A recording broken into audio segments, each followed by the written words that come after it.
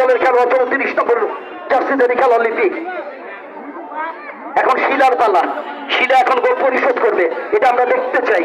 শিলা অবশ্য আজকে দুর্দান্ত খেলেছে।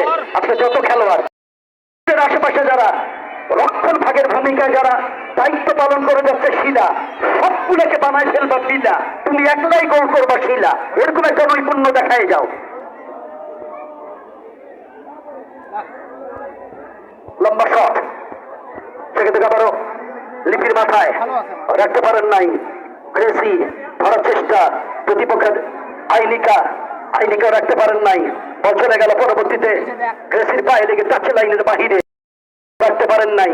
লম্বা করে প্রতিহত করলো মৌরাশি জাতীয় দলের অন্যতম একজন তারকা খেলোয়াড়। এই মৌরাশি 2 নম্বর জার্সি পরে রক্ষণভাগে সেন্টার